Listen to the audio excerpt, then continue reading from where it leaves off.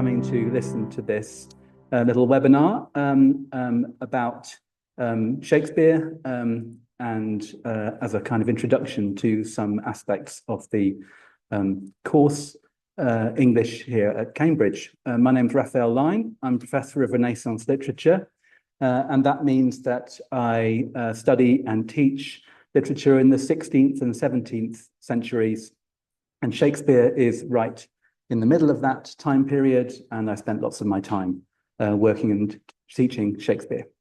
I'm a fellow of Mary Edwards College, where I've been for 26 years, and I teach a wide range of things here. One of the topics that I've been particularly focused on for the last 20 years, in fact, seems like a long time, is the connection between literature and psychology. I've been reading lots of studies in how the mind works and seeing how they can help me understand literature better. But I've been also investigating things the other way around. I've been trying to be open to the kind of knowledge that writers and readers might find in literature and how they too can contribute to the understanding of the mind. A topic like memory, for example, is something where the sciences and the humanities all have things to offer. So I'm studying literature and psychology in both directions. That interest feeds into my talk today. And I'm going to start my presentation now. While I'm doing that, I'm going to warn you that it's composed fundamentally of the most boring slides ever seen. I just, I will only apologize them probably one more time. I'll try and apologize them 0 more times. Might be useful to know that this talk, Fast and Slow Thinking in Shakespeare, is based on a lecture I give to first-year students pretty much every other year. I give a course on Shakespeare and thinking, and this is one of the lectures in that course. It gives you a bit of a flavour of what it might be like to study in Cambridge. We do some of our teaching in the form of lectures, but a lot of it in the form of small groups where people are writing essays and having more kind of in-person discussion. But the lecture is still a useful means of exploring some facets of the subject. And as I say, this is based on a first-year instance. If you think that's kind of what I thought lectures would be like, or maybe even what I hope they might be like, then that's all good. Feel free to apply. If you think something very different from that, then I can reassure you that all my colleagues are much better and more interesting, and I am a kind of, baseline. The course is very wide-ranging, but it gives lots of opportunities to be as kind of focused and textual as I'm being here. I'll be zeroing in on particular words while also thinking about some big ideas, and that seems to be, to me, one of the great opportunities of our subject. When we're studying literature, there are lots of things we might have in our minds. We're lucky that the object of our study is enjoyable. It has historically and concurrently interest people, engage them, make them feel emotions that sometimes are good for them. We enjoy it, but that may not be all of what literature is here for. Sometimes we might want to ask, what is this poem or play or novel trying to do? What is it trying? How is it trying to do it? What might its goal be? What kind of thing might it want to make happen in the world? We might ask a similar sort of question in a different way. We might say, what is it about? How is it about what it's about? Which is, we might say it differently, what does it have to say about this topic? And how is it trying to say it? And I suppose these are kind of elaborations, ways of drawing out a question of saying, this is interesting, it's enjoyable, but what might it be trying to do? What might it have to say? What might it know? What might it teach us? Broadly speaking, it seems to me that we need a lot of help to understand our world and to understand the people and events in it. We need help to understand why things happen. We need help to understand how individuals function. We need help to understand how societies function. And literature is one of the forms of help that has evolved, I think. It is a means of giving us kind of insights or, let's say, even experiments into understanding our world better. We need practice at navigating difficult decisions, difficult people, and so on. And literature offers a kind of practice. It's a medium for conversation, for discussion, for sharing knowledge and debating. And it's also a means of recording important knowledge, not necessarily things that everyone agrees on. No, there are contests, there are competitions of understanding in the literary corpus, but it's because the stuff it's trying to do, the things it's trying to say, are complicated. And one of the things it's very often engaged in, or about which it might have things to say, is the mind. Minds are of great interest in literature.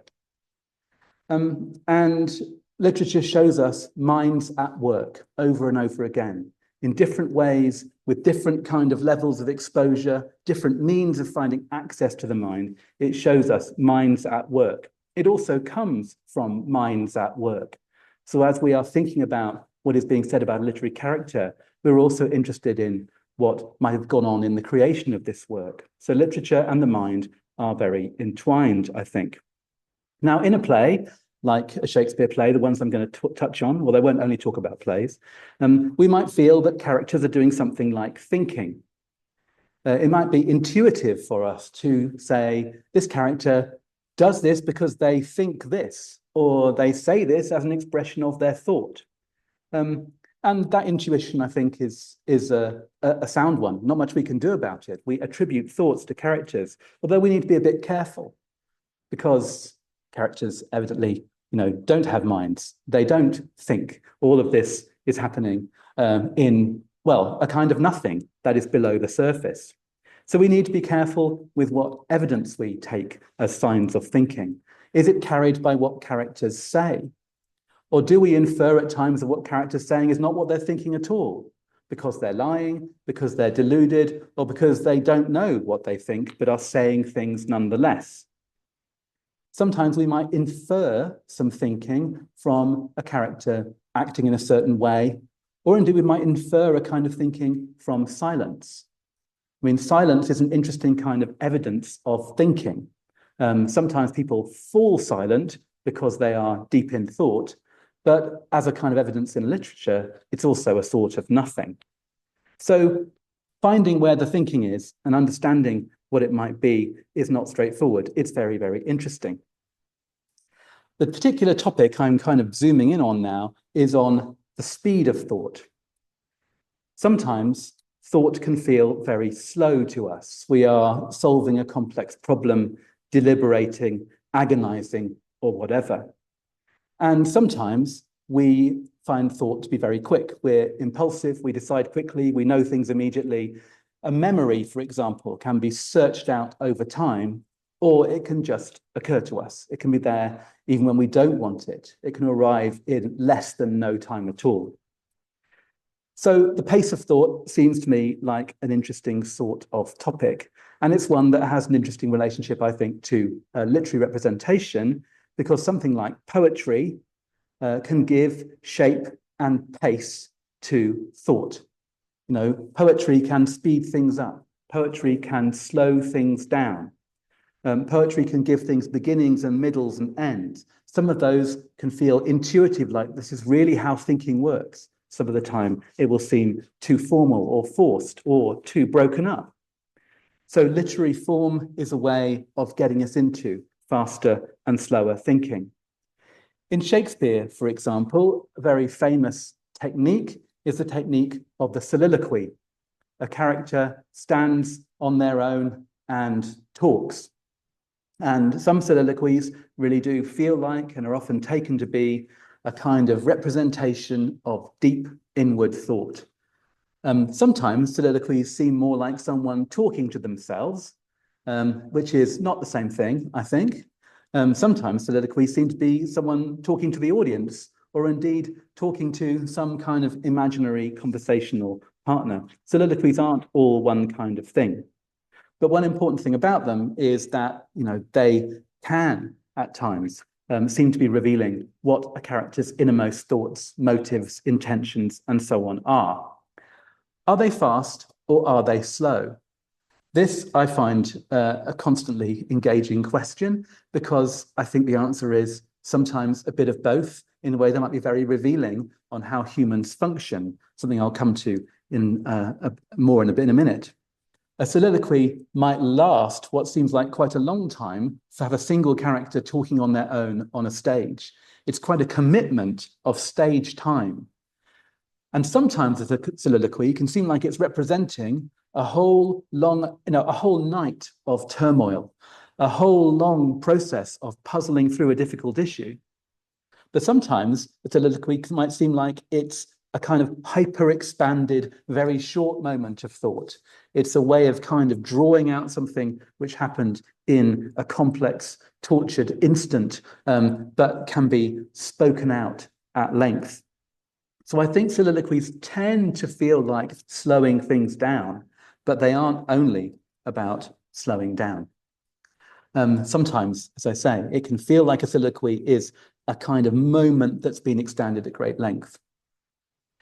Now, I'm going to be talking about thinking, but what's probably apparent is that I'm also talking a bit about time, about how things feel fast and slow, how the experience of time functions. And that is also something where I think literature and literary form has lots of interesting material, lots of investigation, lots of kind of experiments in whether things seem fast or slow. So I'm going to move on now to talk about a work in the psychological field, which I think is a kind of interesting reference point for this topic. And it's where I get my title from, and it's something I found really very stimulating as a kind of intellectual prompt for thinking a bit about how thought works in literature. And it's Daniel Kahneman's book, Thinking Fast and Slow. And briefly put, Kahneman argues in this book that there are two basic systems in the human mind, based on kind of different brain functions, but there are two different systems, and he calls them System 1 and System 2, which is, that hasn't told us anything very useful yet. But the key thing is, System 1 is instinctive, emotional, rapid. It's something which I guess has evolved over time to solve problems quickly, to deal with, I suppose, the kind of basic needs of the species, and it is very efficient in all sorts of circumstances. Instinctive, emotional, rapid. System 2, he argues, is deliberative and slow. It's where we think things through, rationalize things, argue with ourselves to puzzle through to the best answer. And Kahneman says that these two systems exist, but the interest of the book for me is in saying that they are not in a kind of orderly disposition. They interfere with one another, they overlap with one another. And, particularly interestingly, there are plenty of ways that he argues that we think that we have deliberated through something carefully and at length, but in fact, that decision, for example, has been made a long time ago. Do I like this person? And you can pro and con until your head falls off, but the chances are that's a decision that you've made pretty quickly. And this has risks. For example, it's been suggested that things like employment processes often involve some rationalization of decisions that were made for much simpler reasons than anyone would be keen to admit. So Kahneman has some really interesting kind of examples of where quite routinely human beings make bad decisions where they think they've thought it through, but in fact they followed an instinctive kind of path.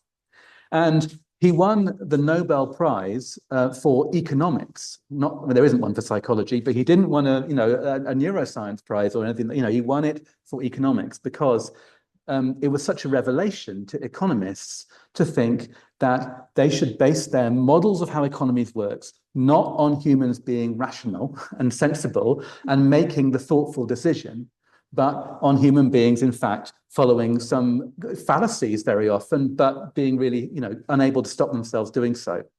Because as I understand it, traditionally, economics has assumed that if people could work out that it was 10% better to make decision A, they would eventually find their way to doing that. Whereas in practice, they'd made decision B a long time before. So this is a kind of, it's a provocative, interesting kind of study saying, yeah, we do fast and slow thinking, but these two things are not kind of as sort of organized as we might think. Worth saying in passing that, like a lot of findings in behavioral psychology, there's been a bit of controversy about some of the experiments underlying thinking fast and slow. And this is a bit of an aside, but there's been something called the replication crisis, where people have come along and tried to repeat the findings of some legendary experiments and have not been able to do so, which kind of puts those experiments a bit into doubt. And some of that affects the fringes, some of the guts of thinking fast and slower to study. But for my purposes, that is of interest and it's important, but it doesn't get in the way of me recognizing that this book is aiming to address an important and complicated issue about how reason and instinct interact, about the things that make us human, which are kind of emotions, but also the capacity to deliberate and confer and take our time. Those things are not in a kind of straightforward relation to one another. So thought can work quickly or slowly, but with complex effects. Thinking Fast and Flow made large inroads into this field, but there's much more to be said. And I'm going to give you some examples today of how I think Shakespeare is really possessed by this question too, and is interestingly skeptical and uncertain about how reasoning and impulse might kind of interact with one another. And the first few examples I'm going to give you are all about love. And love is one of the most frequent topics of literary works, and surely one of the most important. If we were to understand love properly, the world would be a much more straightforward place. But it's quite a challenge. So I'm going to take you first to Hamlet. And here is a brief quotation that Hamlet says early in the play. He's talking to the ghost of his father. His father is revealing how he was murdered. And Hamlet wants to know why, so he can have revenge. Haste me to know it, he says, that I, with wings as swift as meditation or the thoughts of love, may sweep to my revenge. Now, Hamlet is a dense speaker and a dense thinker. And he's wanting to kind of get himself towards revenge with, efficiency and speed. He wants to be propelled by wings which will sweep him there, which is an interestingly kind of half-broken image. Wings do sweep, but that is not their predominant means of speedy travel, I would argue. But it kind of gets it across in this very physical way that Hamlet wants to be propelled towards his revenge. The thing on my mind is this comparison, this simile, as swift as meditation or the thoughts of love. Now, Hamlet is a play famously of slow thinking. It's a play with lots of soliloquy. It's a play where the hero seems to take a very long time to decide what to do. An alternative view, and I'd be prepared to argue for this one, I think, is that it's a play of long speeches and long performances of deliberation when in fact minds are already made up. That some of that decision-making, that protracted decision-making is rationalizing things which have already been decided. And that's not because I think Hamlet is lying to us about, and is kind of problematically indecisive. I think Hamlet is inclined not to kill people. And on the whole, that is laudable. But let's not get hung up on that. The thing I want to talk about is as swift as meditation or the thoughts of love. He's trying to find a comparison with something super fast, and the place he turns is thought. Thought, of course, can be instantaneous. I can think myself to Australia. I can think myself to the moon in an instant. But the precise way he expresses it isn't like that. He says, as swift as meditation. Now, meditation could just be a synonym for thought, but it's not just any synonym for thought. It's quite a kind of painstaking synonym for thought. So his simile is kind of just collapsing a little at that point, as swift as meditation. How swift is meditation? And then he goes on to thoughts of love. How swift are the thoughts of love. Well, there I think it could go either way. Lovers in this period, perhaps even more than today, but it still works today, are thought about, I think, as kind of impulsive, liable to kind of be emotional and rapid and very system one. But also lovers are portrayed and found who are kind of rather slow moving, distracted, not all specially purposeful, especially when it comes to something other than being in love. So the thoughts of love, I would suggest, are not an obvious kind of place to go for straightforward swiftness. Thoughts of love are not quite like that. They are more complicated than that. And this kind of fits because Hamlet is not at ease with rapid thought. Hamlet wants to find a space for deliberation, but many of the things he has to think about are kind of intolerable. So he asks for external aid multiple times, as he does here, just to try and get him to move forward.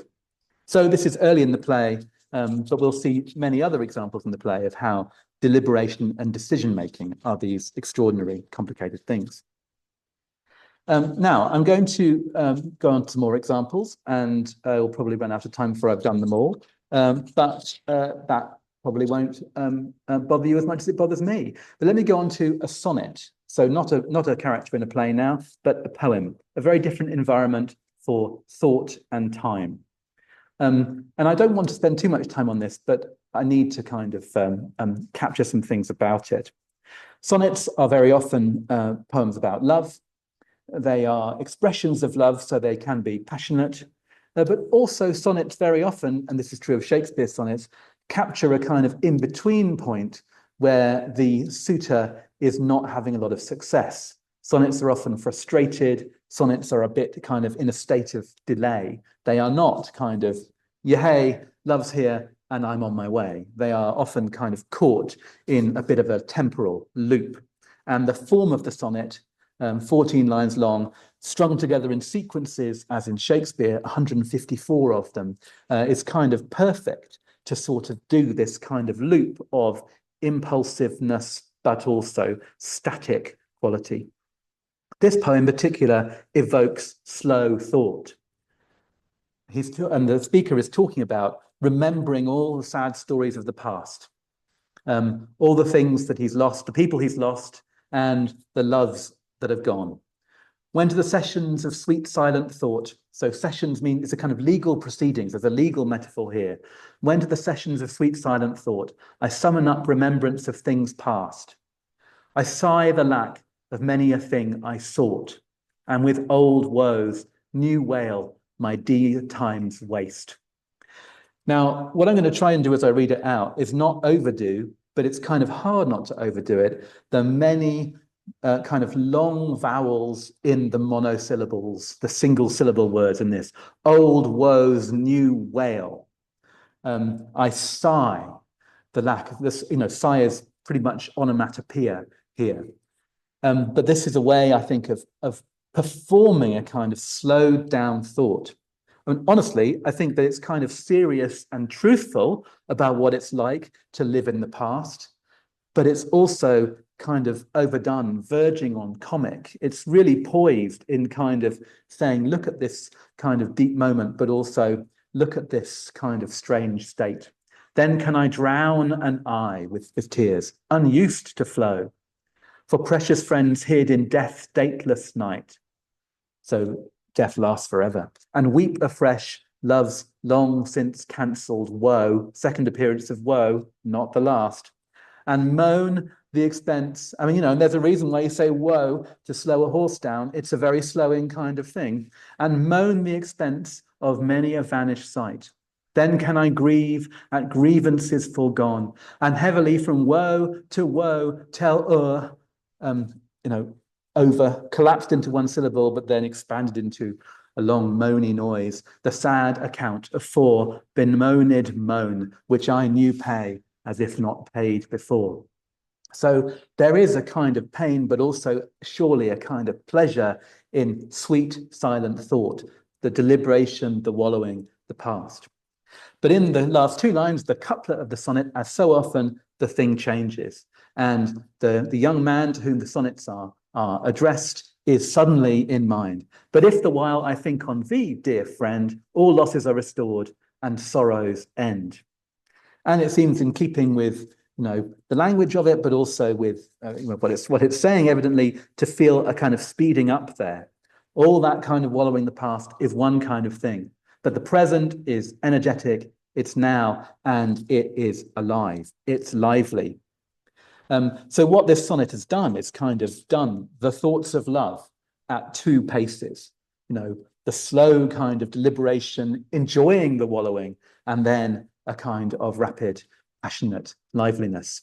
I'm just going to dwell on the word while here. If the while I think on thee.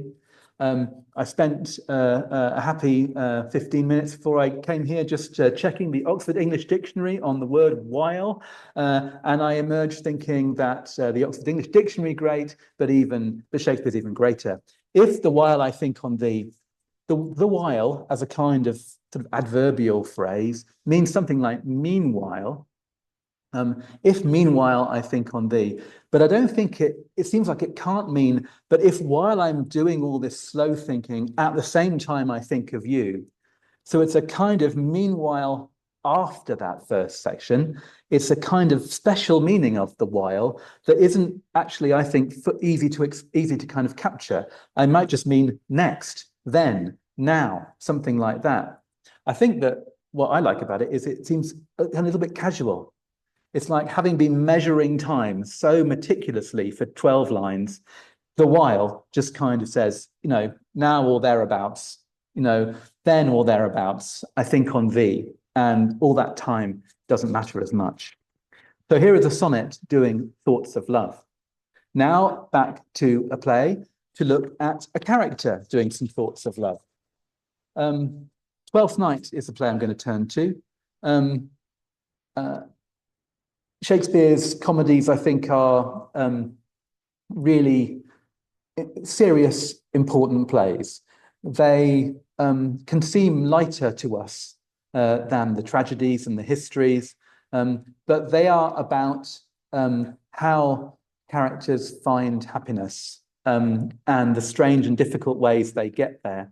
And that is a very profound and serious topic. Understanding happiness is as important as understanding tragedy, it seems. Understanding suffering, it seems to me, and that is the kind of the goal of tragedy. So the beginning of Twelfth Night gives us two characters who are going to have a pretty difficult path to get happy together. One is Orsino, the Duke of Illyria, and we'll soon see Viola, who has just arrived after a shipwreck. She's been washed up on the shore. So we see Orsino first. And Orsino is, at this point, in love with someone else, Olivia. And he is stuck. And he, in this speech, I think, is doing some of the impulsiveness of the lover, but he's going nowhere. If music be the food of love, play on. So if love and music go together, let's have some more music. If. Give me excess of it. That surfeiting, the appetite may sicken and so die. Just keep on going until I've had enough. That strain again, it had a dying fall. Which dying fall, I suppose, probably means like it got quieter, or maybe it went down in tone in some way.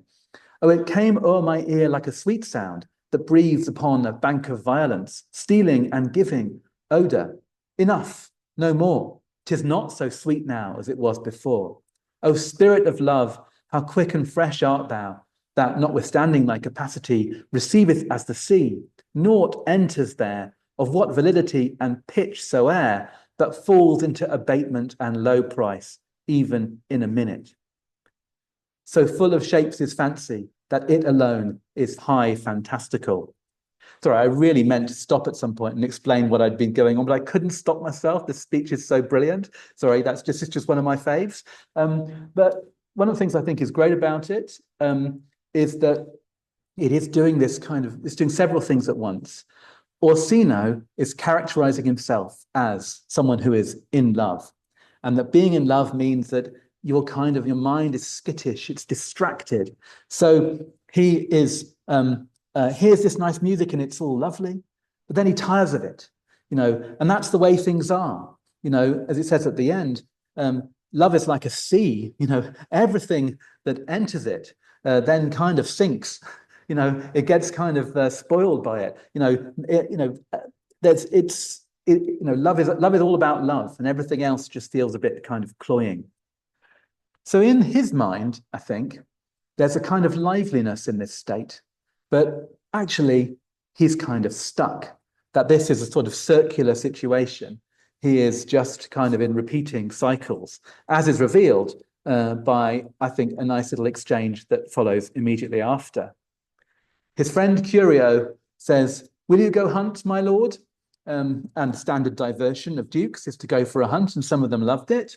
But here it feels like a bit of a kind of routine, listless, half-hearted suggestion.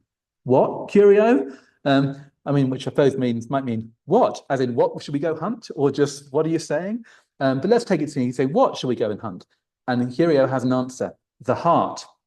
The hart is a kind of deer. It's also a really clunky, crunchy, and well-traveled pun, where the hart as deer and the heart as the kind of location of love, well, you can chase after both of them. It's a metaphor that many would have been familiar with, in Shakespeare's audience, that the hunt as a metaphor for love, the heart as its quarry, kind of bog standard. And Orsino picks up on it with a kind of readiness, but also I think it's all quite tired. Why, so do I, the noblest that I have. So I'm with you, heart, hunting the heart. Oh, when my eyes did see Olivia first, methought she purged the air of pestilence. That instant was I turned into a hart. So the hunter becomes the hunted. He becomes the one who's the kind of victim or the quarry. And as with the thoughts of lovers we've seen so far, there's again a bit of kind of energy here, but this is kind of stale. Act 1, Scene 1 of Twelfth Night is a character who's stuck in a stale situation. And Orsino's in love with Olivia, who's also stuck in a stale situation. She's promised to mourn her dead brother for 7 years, and it's apparent that most of that is still remaining. So they are stuck. Arriving soaking wet and traumatized on the seashore is Viola. Viola is out of town. She's from a far-off place, and she is a kind of, well-born young woman of kind of Duke marrying status, but currently she's just a shipwrecked random. What we see in her is another sort of quick, slow thinking. And what I'm going to argue, what I feel very passionately, because this is one of the greatest characters in Shakespeare, is that she is incredibly kind of lively and resourceful and responsive. And she's doing a bit of kind of sort of listless, skittish kind of moving around, but she is razor sharp on opportunities. So she starts asking a question which is, kind of pretty standard. What country, friends, is this? This is Illyria, lady, says Captain on the shore. And what should I do in Illyria? And the point about this question for me is that this is a sort of question that has no answer. What should I do? What can I do? I've lost everything, including, she thinks, her brother. There are no spoilers in a play like Twelfth Night. He hasn't died. And after much mirth, all will be revealed. What should I do in Illyria? It's a kind of despairing question. It might have no particular answer, but her mind is working. But it starts with the wordplay. My brother, he is in Elysium, another word for the afterlife. Illyria sounds a bit like Elysium. She's kind of associating things. It's a little bit kind of, what's the word? Sort of directionless, but direction is coming through. Perchance he is not drowned. What think you, sailors? Maybe I need to test that thought. Maybe he's not dead. Maybe we need to verify. It is perchance, says the captain, that you yourself were saved. So it was 1,000,000 to 1 that you're here. So we'd need 1,000,000 to 1 times 1,000,000 to 1 for him to be here too. Oh, my poor brother, she says, has deep grief. And so perchance may he be. So she's kind of weighing things up. And there's an element of this which is, I think, not not kind of, well, the focus is emerging, and we'll see that in the next quotation. Who governs here? She asked. A noble duke, in nature as in name. What is the name? Says Viola. And again, these could be just, questions just to try and get through this difficult minute or three. But, her mind is working too. Orsino says, Orsino. I've heard my father name him. He was a bachelor then. And for the audience of the play, they can see that Viola's mind is working sharply here. It's as if she knows she's in a comedy, and it's as if she's working out, how am I going to get paired off in this? And for me, this is it's funny in multiple ways. It kind of revealing her sort of little bit of maneuvering and scheming, but also a feeling that she is in tune with the time. She is the one who's going to put it all right. And so is now, said the captain, or was so very late, recently. For but a month ago I went from hence, and then 'twas fresh in murmur, as you know, what great ones do, the less will prattle of, that he did seek the love of fair Olivia. What's she? Said Viola. And what we see through this first scene is Viola kind of creating a, Illyria dossier of crucial facts, and she decides to go into service with Orsino. She finds herself kind of going to visit Olivia. She becomes indispensable to nearly everybody. She thrives in the role. There are various bits of crisis, a number of mishaps, and it all resolves. Not without its problems, but it resolves. But I just we've got set alongside here two thinkers at work. And my suggestion would be that Shakespeare is really interested in kind of the contrast of one thinker, Orsino, who thinks he's moving fast, but is actually moving slow, and the other, Viola, who looks in ways like she's moving slowly, kind of piecing together basic facts, but the kind of sharpness of her mind is zapping to conclusions all the time. I've got time for one more example, and I want to talk about a very different kind of play. This is the Henry IV Part 2. And I'm not up to date with all the kind of school syllabuses, but I would say that Henry IV Part 1 is probably the least likely to be set and most rewarding to read in my kind of weird Shakespeare canon.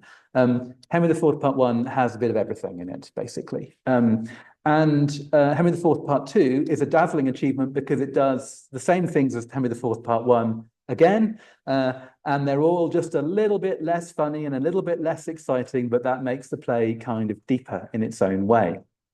This is a pivotal moment in Henry IV Part 2. The prince arrives, finds his father asleep, and he thinks that his father has died. So it's a very, very deep sleep. It has the appearance of death. And it's a moment that captures how history plays exist in a kind of complicated, special time frame.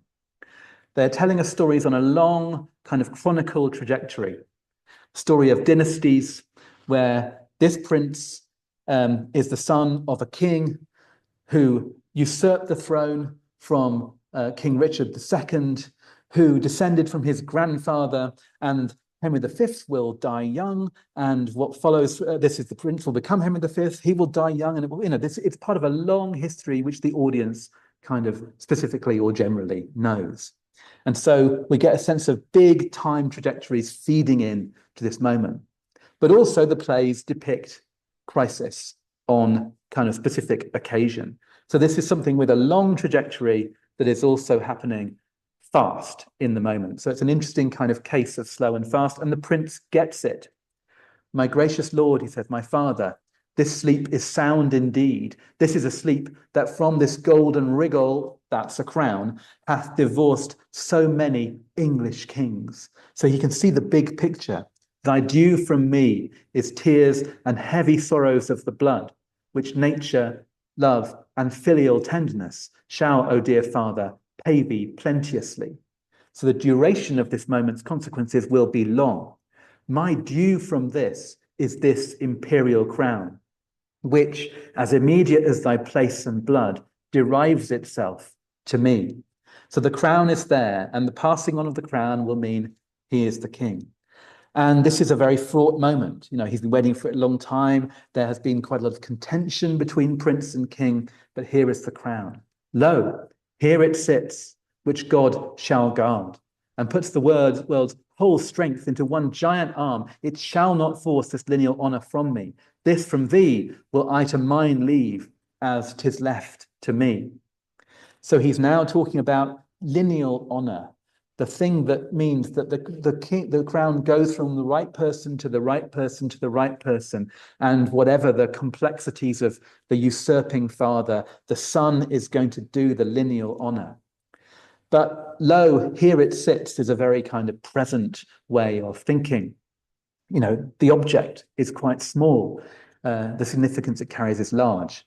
I like the way in the just before lo, here it sits, he says, as immediate to thy place and blood. So immediate means, you know, super close, but I suppose it just helps us think about the now. It says, derives itself to me. So it says, who's kind of passing the crown on? The crown is passing itself on. That is how it kind of is. That's how he's handling this moment.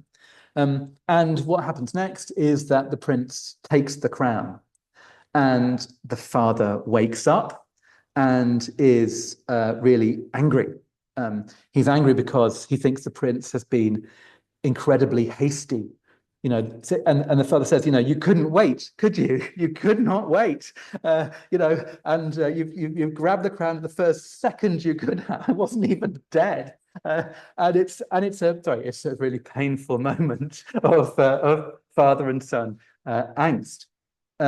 One of the things that's interesting to me is that the reconciliation that follows is really rapid. You know, that these two have been kind of quarreling, and now we have the kind of encapsulation of that quarrel. You just wanted me dead all along. And, you know, obviously it's Shakespeare, so it takes, you know, a few dozen lines to do it. But the prince effectively says, no, I didn't. And the king says, thanks, that's great. So they reconcile, to my mind, surprisingly quickly after this kind of rift. But it's a rift that, as I'm trying to say, is involving the kind of slow thinking of dynastic change, the slow thinking of build-up and grief, but also the kind of immediacy of thinking, this is the moment of death. The king is dead. Long live the king. The crown is here in my hand. And it's all happened just like that.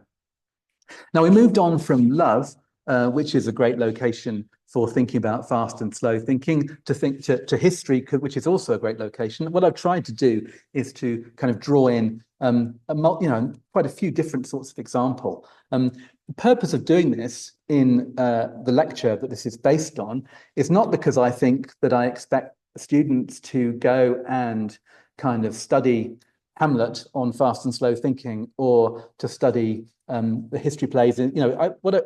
What I hope they'll do is they will take something of this, some of the patterns that I've been trying to set up here, the way that deliberation and impulse are things that Shakespeare seems to be interested in, and find them somewhere else. You know, make use of them in an essay they're writing, or put them together with some other ideas.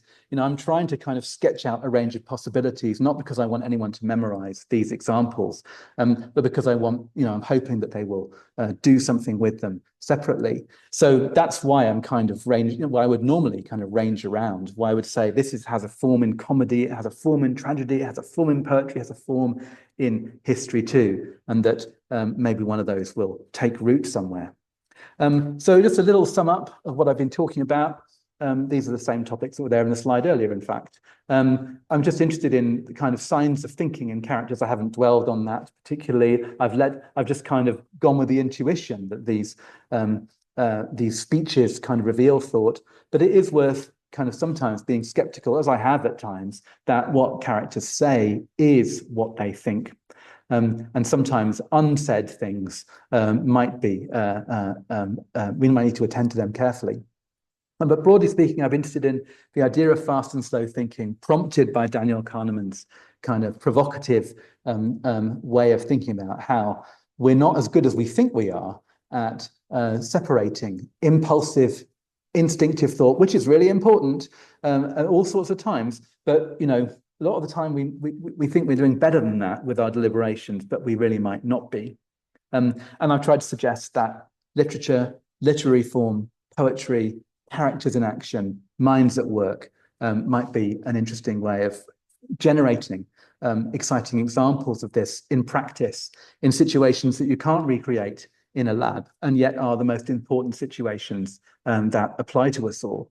I suppose, a lot of the time I end up thinking that literature is doing experiments of one kind or other into what makes things happen and what makes characters tick. That's where I stop. I'm going to stop staring my staring my screen, so you're going to see a larger, scary version of me in a second. But I think there's time for some Q&A, and we'll see how that goes. But thank you for listening. What I have to presume is patiently, although my evidence is just that the number of participants has not gone down yet, which could be an illusion. Anyway, thank you for listening.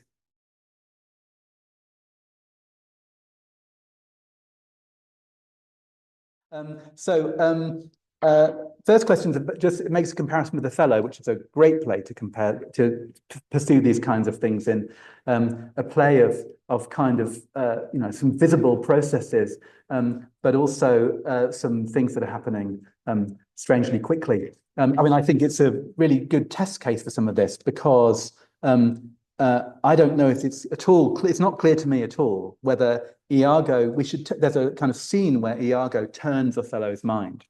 And one way of interpreting that is that Iago has worked on him at such length, using his extraordinary skills, that Othello has been kind of turned to a direction he might not have gone down. Another way is to say, no, it happens in about 2 minutes of stage time, and it's horrifyingly quick how Othello's mind is turned, which might tell us something about Iago and about Othello. Anyway, the question just said, could we apply system 1, system 2, especially to Iago and Othello, and discern them in that way? And I think that would be a good starting point for getting into it. But I think there are also signs that Iago is a character who is kind of, his mind, kind of his brain short circuits. He hates them all. And then he invents reasons why later. He says, oh, there are rumors that he might have, that he and my wife might have had a thing. And nobody believes that. But Iago, that's kind of like maybe an arch example of fake system too, where he just hates them more. He hates a bunch of other people. I think, hates more is his phrase. So I think it's a fascinating topic in Othello, but I think they're probably, they both got bits of both. There are a couple of questions to do with kind of literary form and speeding up and slowing down. One says, what about kind of meter and the speed at which things are read? And I think that's a very subtle point, in that I admitted at one point I was going to read it pretty slow because I thought that suited it. And there are other times when a line full of monosyllables, you can rattle through it and say, look at this, it's like a typewriter, zooming to the end of the line. So that's a really dated reference. Typewriters went clickety click, click, click, click, click in the olden days. And then ping. You've probably all done typing though, mainly with your thumbs. Anyway, sorry. My handlers in the room are getting worried now. So the speed at which you read things does make a difference, I think. But we make choices. But there are plenty of lines in Shakespeare where you think you could read that quickly, you could read it slowly, either would work. But broadly speaking, I think one of the things we do as critics, as readers, is we kind of make a case that this is a fast-moving kind of line. This is and we have reasons for it, multiple reasons, ideally. And then we make that argument and we find whether people agree or disagree with it. And the absolutes of whether something is speedy or not aren't really there. We need to be persuasive and convincing, persuaded and convinced, and that's how we get it done. There was another question about whether our thinking and experience of some of these speeches is affected by changing language, as in when we listen to a soliloquy in Shakespeare, do we get a kind of potentially, let's say, a false impression that this is something very slow and labored because it's harder cognitive work for us to kind of unscramble the meaning. And I think that that is something that probably, when looking at Shakespeare, we should be kind of trying to allow for and be careful. You know, there are bits in Shakespeare that are more difficult than others. So that the fact that, in a way, like the baseline level is sometimes pretty difficult, but probably wouldn't have been so difficult for its early readers and listeners. You know, we should have that in our minds, but also there are places which are, you know, we have to trust ourselves. There are places which are thick and knotty, and there are things which are kind of smooth and, you know, as I say, we trust ourselves. It's not, you know, people's instincts aren't usually kind of wrong. Okay, got a question, a couple of questions about the course, which I want to deal with. One question asks what kind of set texts there are. And the answer to that is there are not very many set texts as such. That what we'll often, so in the Shakespeare curriculum, for example, actually everyone has to write in their kind of portfolio of essays that goes into the coursework, everyone has to write something about one set play, Antony and Cleopatra, and we have some special teaching that's focused on that. But the rest is up to them and their teachers to work out the best text for them to work on, you know, the things they most want to do. When it comes to other papers, like a final year paper called Tragedy, for example, the requirement for that is that you have to do some Shakespeare and you have to do some ancient Greek tragedy in translation, but that's the only stipulation there is. So, and there are, you know, there's a range of different, but mostly we don't have a kind of fixed set text syllabus. And that means partly that teachers can teach their special expertise, students can turn to their special interests, and, you know, that's how we get it done. Another question says, are there many links to psychology in the English courses? And I suppose and kind of formally speaking, you know, there are a couple of other colleagues who kind of incorporate psychological thinking in their teaching and research. But you know, it's not easy. You can't kind of, it's not modular, our course, particularly with something like psychology. There are plenty of places where you can kind of do, you know, papers in other literatures, for example, but yeah, you can't, it's not a kind of, there isn't a kind of English and psychology setup. But what there is lots of scope for people to get interested in psychology as a facet of literary studies, and very often people who've done psychology at A level are then able to draw on that knowledge, just as people who've done you know, a wide range of A levels are able to draw on that knowledge. And even those who've done, you know, physics or something are still benefiting from the rigor it's taught them as they analyze literature too.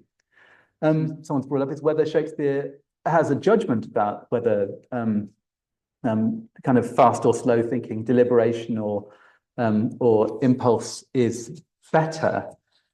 And I think it's very situational. I think he's really open to the possibility that sometimes characters are talking themselves through things that they've decided, you know, much more impulsively.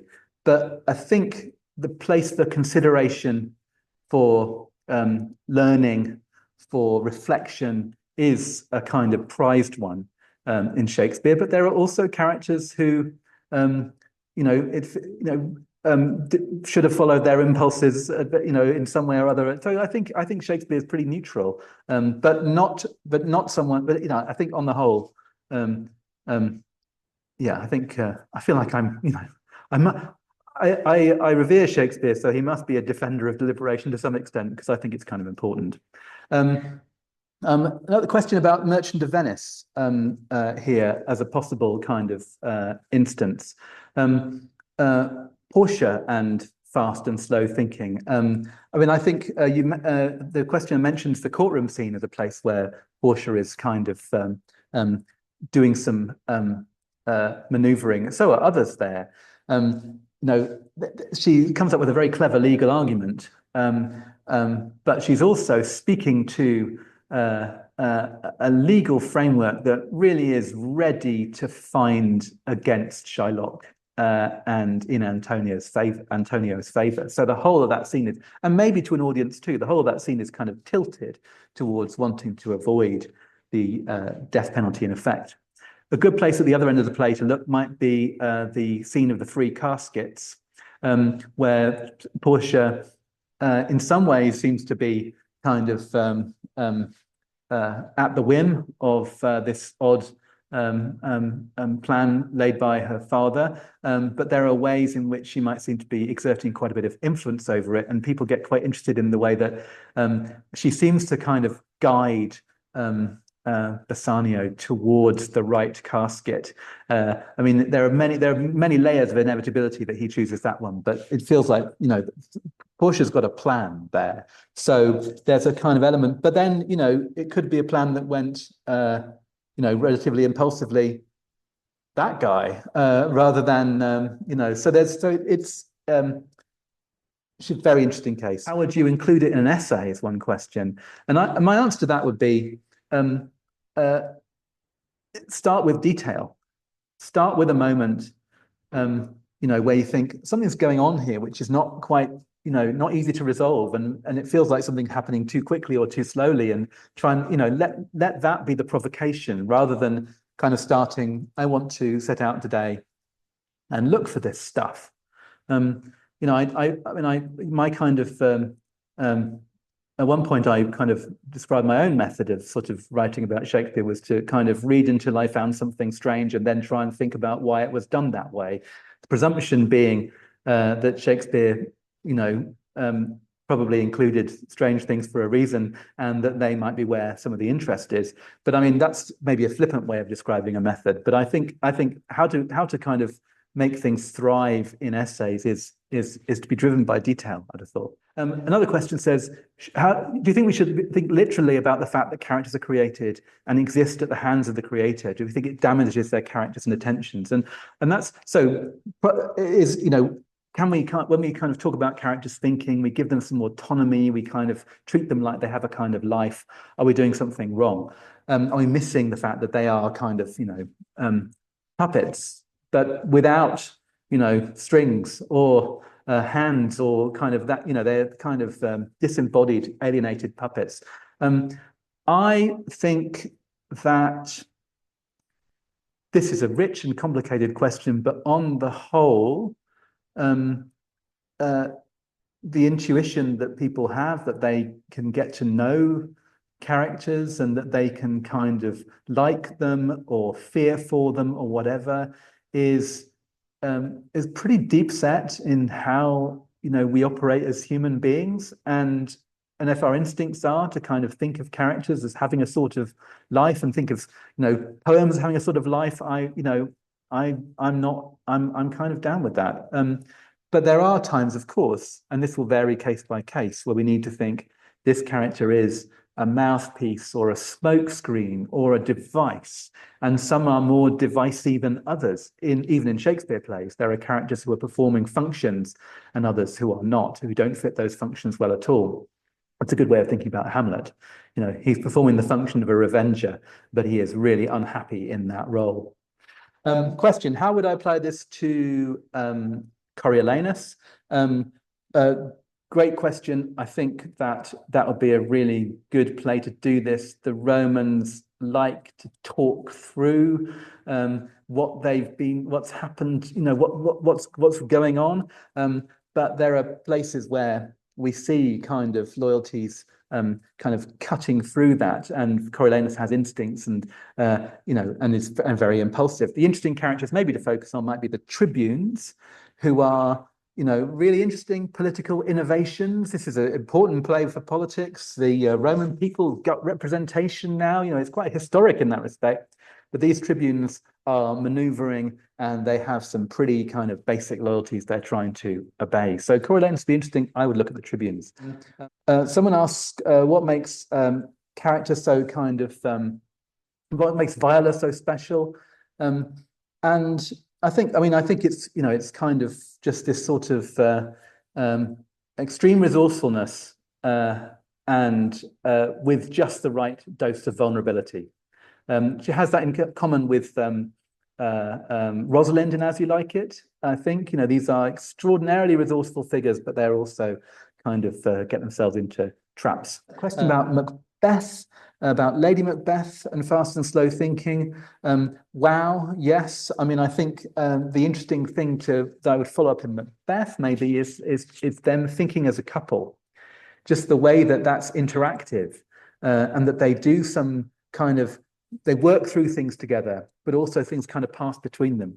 Key moment for that is when Macbeth sees the ghost at the banquet, Banquo's ghost, and Lady Macbeth says, this is just like that dagger you told me about, because Macbeth has seen an imaginary dagger earlier on. And as I recall, we don't know that he's told Lady Macbeth about that, but it just seems this little moment of intimacy, that she knows something's been passed between them. So their teamwork is really interesting. A good question about difference between men and women in this respect in Jacobean literature, and comparison with Duchess of Malfi. I mean, I suppose traditionally in this period, the kind of standard text would have expected men to be the ones who are more kind of capable of extended rational thought and to benefit from education and so on. That doesn't seem to me to be how drama works at all. It's full of women with a great kind of, with a lot of kind of intellectual resources of one kind or other. So I think that it's a place where it doesn't kind of, fast and slow thinking doesn't divide on gender lines. There's a question about Hamlet. Does he have his impulse to kill Claudius as soon as his father tells of his death? Maybe, is it from that moment on? And I would love to talk about this at length, but I'll give you my short answer is the turning point in Hamlet, the point at which it all becomes inevitable, the death of Claudius, the death of Hamlet. There are many, many candidates. A plausible enough candidate is the very first line of the play, where if we've gone to a play called a tragedy and one character has said to another, who's there? We're doomed already. If you're going to ask a stupid question like that in a tragedy, then nothing good can come of it. The alternative answer to that is that at the very end of the play, the turning point still hasn't arrived. We're involved in a complicated kind of fencing competition with everyone thinking different things are going on, and no one's really said, revenge is now. So I suppose I've given two extreme answers, that it was always and it was never kind of fully embedded in Hamlet's mind. I've kind of slightly answered the next question, which is to do with gender. I think in different periods, there are cases made in different contexts that either men are more impulsive or more deliberative, or women are more impulsive or more deliberative. I think that it will often kind of fall out on sort of kind of sometimes prejudiced lines in different contexts. So it might be that women are seen as emotionally fickle and changeable in a kind of misogynist context, whereas men might be seen as effectively hot-headed when faced with a battle scenario or whatever. So that, I think there's a fairly even distribution, in my mind, of places where that quality is there in men or women. It's just whether it's praised or not, and what kind of social prejudices go along with it. There's a nice question here, just saying, could we interpret the fast and slow thinking in Twelfth Night as Shakespeare kind of examining the nature of love? I think that works very well. I think that there's a lot of kind of synergy between the sort of capacity of someone to be changeable and the capacity of someone to stick with something, which map onto what love is like, but also to fears and hopes for love. Rosalind in As You Like It has a wonderful kind of, if I explain exactly what's going on, it gets too complicated because everyone's dressed up as somebody else, probably not quite. But she kind of goes through various cliches of love and says they're obviously all nonsense. But in fact, she has, embodies all of them. She's fallen in love at first sight. She's kind of, in love forever or whatever. And she says, all that's nonsense, but, maybe it's true for her. And I guess Shakespeare's just kind of interested in just this sort of, I don't think anyone's going to answer it. But it seems to be important for human beings to have practice thinking about it, to reconcile ourselves to some of the things that can happen along the road.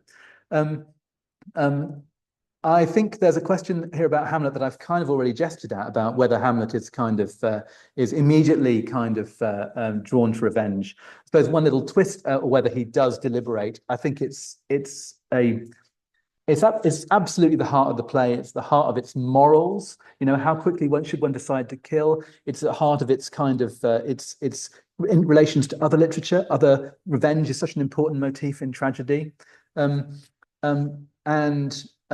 lots going on there. I mean, the interesting thing maybe to put into it is that Hamlet's impulsive reaction turns him towards his mother as a kind of perpetrator of evil, as much as towards Claudius. And the ghost has to come back and say, I said, leave your mother out of it. So there's a kind of impulsive misdirection there, which might be one thing to focus on. An important question here about Shakespeare writing for actors who could lose this. Because, I mean, if an actor read a speech that I think is slow thinking too quickly or whatever, what would it mean? Could something be lost? And I think the answer to that is actors, we should have a great deal of respect on them. They do a fantastic job and they find ways of making it work. And there are many ways of making it work. And that range of ways of making it work is what a critic should think about. We should not say, this is the only way it could be done every time. We should say, this is the range of things that could be done here. These are more likely. And no, you can't do it like that. It wouldn't work. There was a novelist, Martin Amis, who died not long ago. And Martin Amis said that it was a cosmic joke that Shakespeare wrote plays. He said, drama, he was being polemical. Drama's basically rubbish. He said, there's Shakespeare, there's Greeks, there's a couple of gloomy Scandinavians, and who else, he says. So it's very, he's being very confrontational. But the point of what he's saying is, why would you, if you were a literary genius, entrust your work to someone else to execute? Why would you not write poems or prose fictions? Didn't really have novels in Shakespeare's time. Why would you not do that? And the answer to that, I think, is, in a way, that's the point, is that Shakespeare had his medium, that was the medium he had to write in. He could have written more poems, I suppose, but that was the place he could make a profession of writing. But leaving it to actors, trusting them, making it difficult for them at times, giving a range of possibilities, but letting them kind of bring it to life, that's something really special in his art. So Martin Amis kind of, helped reveal the point for me by missing the point that it's about, it's all consistent with that. Course question: how much, if at all, does the course differ depending on which college you attend and which lecturers you're taught by? Basic structure is the same in every college. And the basic choices of what you study are similar in every college. Every teacher will probably guide people towards the things they feel it's most rewarding to study. And I think mostly, I would advise people to go with it. Most of them also give some room for choice because they know people are going to come into studying American literature or something with some stuff they want to do. But those differences are kind of, they're there, but they don't. I don't think they kind of result in a different character of the course in one place or the other, or a different flavor. There are a lot of it involves lots of interaction between individuals. That's the nature of the subject. There isn't a kind of thing we all kind of sign up to as how to do it. So there's a kind of personal dynamic element. One thing to note, I guess, is that someone like me, I teach for this college. For Murray Edwards, and that's probably where most of my teaching has been. But I also teach for other colleges too, and our specialisms kind of we teach the things we're specialist in, and we teach for a variety of colleges. So it's kind of I suppose that it further dilutes the difference depending on the college you're at. I'm really sorry not to be able to answer more questions, but my understanding is that if we go in any longer, this will break YouTube. So I just want to say thank you for all those who've asked questions, and sorry to those who I've been unable to deal with. But it's been really, I've been pretty knocked out by how interesting the questions are, and you've probably been surprised by how fast I talk when it comes to it. But thank you very much for those and for listening earlier.